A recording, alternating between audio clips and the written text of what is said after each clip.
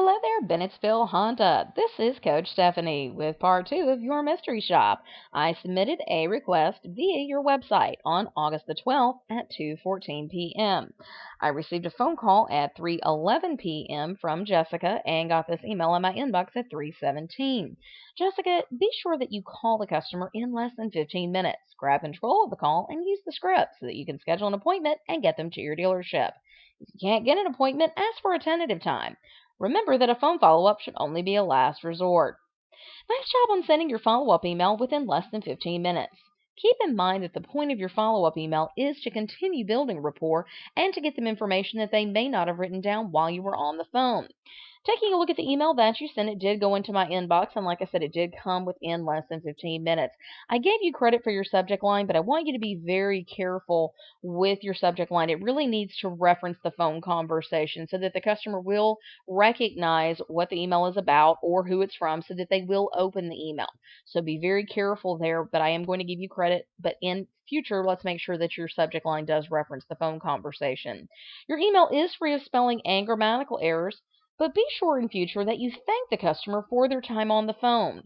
You thank them for their interest in your dealership, but remember, we want to thank them for their inquiry during the phone conversation.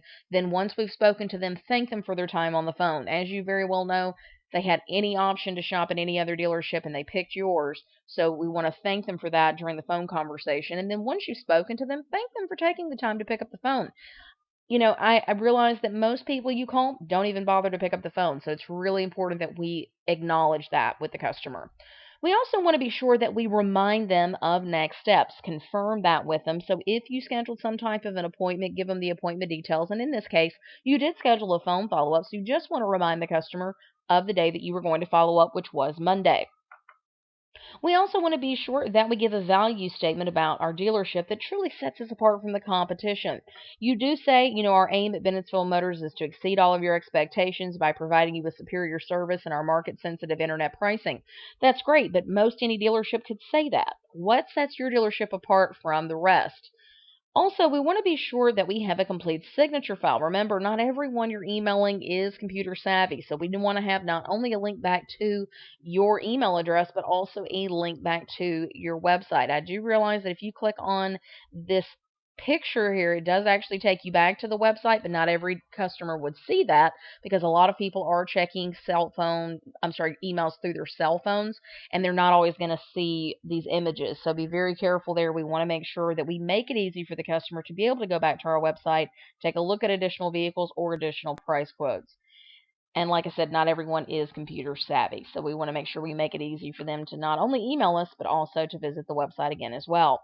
I did give you credit here for having a video link because, like I said, if you did click, any of this information down here, it does take you back to the website, and you would be able to go back and look at additional vehicles or additional price quotes.